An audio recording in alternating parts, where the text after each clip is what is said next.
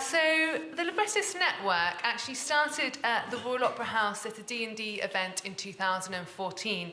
And if you've never been to a D&D event, I really urge you to go because they are a brilliant way of kind of choosing what you want to talk about and provoking to discussion.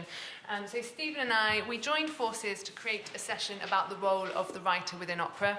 And actually we talked probably quite similar content to what we've been talking about today on a smaller scale.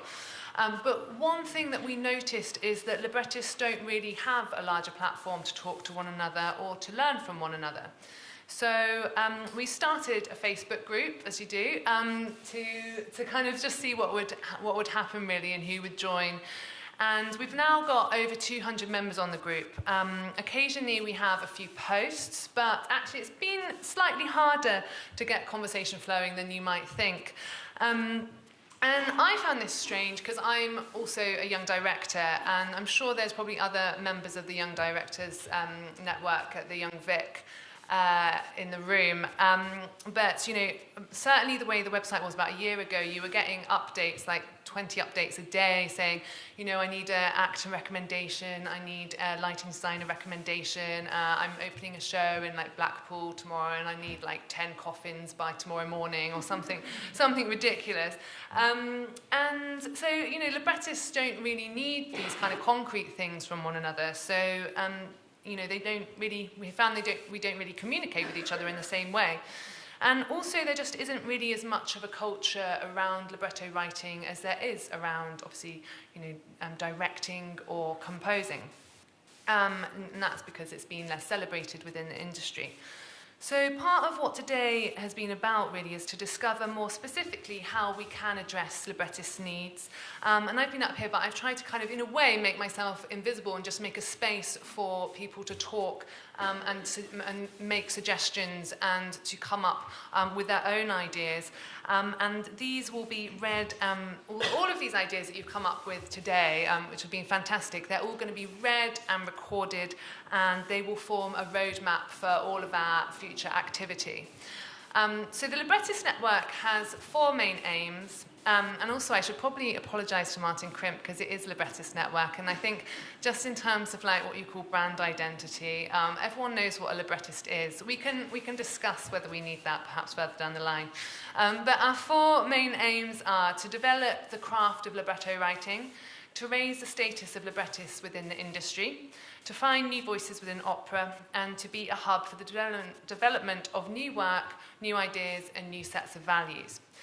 So we're going to do this through more meetings like this one, which will be hosted by Guildhall in association with other companies. And obviously there is just literally so much to talk about. And I feel like every point that was made today and every form that was brought up and every kind of collaboration that was brought up could easily be a spark for another conference in itself. So there's going to be more meetings, and they will be more in depth. In some ways, especially on my panel, we're trying to introduce this. So in many ways, we glossed over certain aspects, but it will be more of a space to go more in depth about the craft of libretto writing and about what that even means and what it can be.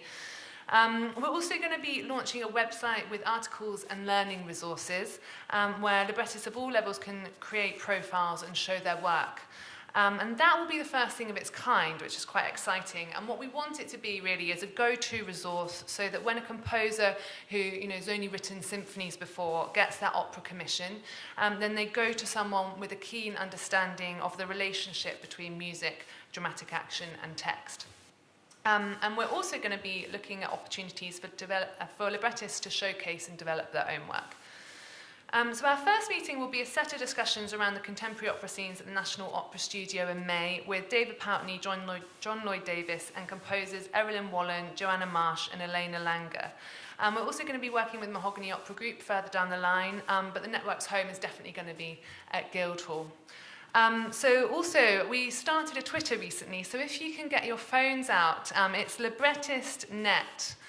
So please follow us, because I'm going to be starting posting opportunities, and I can post reviews of this conference and more information as we go on there. And yeah, and we have your emails now. Obviously, if you want to subscribe, there'll be an unsubscribe button. And so basically our response to the role of the librettist within the industry is going to be responsible and realistic, and it's going to respond to the challenges that the industry faces. We're going to be thinking hard and gathering data about librettists' relationship to diversity and audience development, rather than bringing librettists together to fight over a smaller number of commissions we've already mentioned. We're going to be looking at ways that librettists can be instrumental in broadening support for opera and creating more opportunities for everyone. So Stephen is also going to say something about the MA course. Yeah, just before I do that, I did meet somebody today in this room who said they quite enjoyed the anonymity of being a librettist. So I'm just reassuring you that there's room in the librettist network, even if you want to remain anonymous. So I think it's a very broad church. And on that note, if you're worshipping here for the first time, so if you're an opera virgin, as a writer or performer or whatever, and you are thinking about getting involved in this world, we're welcoming now applications for the MA for next year, so 2017 to 18, and I urge you to look at that on the Guildhall website. It is 50 to 60% of that is creating a 25-minute chamber opera. We take that from page to stage, so you start with the idea, and it mirrors as far as possible a commission in the outside world, and that then is actually publicly performed in the summer of the course. So there are opportunities there. It is a niche course. At the moment we can only produce 3 chamber operas a year. We're hoping to expand that, but because we piggyback the course on the opera course, there's a limit to the amount of production that we can actually provide. But if you are interested, take a look at that. The rest of the course operates like a creative writing course. So if you're thinking along those lines of doing a creative writing course plus opera, then this would be the right fit for you. So I hope if there's anybody at that stage, I know there's a huge amount of experience in the room, but it may be that you know people who are thinking that. So spread the word, please, because I think the course and the Librettist Network are working very much in tandem, and I think just the number of people who came today, it shows what huge strides we've made with developing this aspect of opera that has been dormant, and we've re-inflated that bubble. So, yeah, so thank you all for coming. I'd like to say, in case I don't know if there's anybody else going to do it, but I would like to thank Ruth for all the work that she's done in organising this conference. I think it's been absolutely brilliant that she's managed to get so many people together for these discussions, and so I think we ought to give her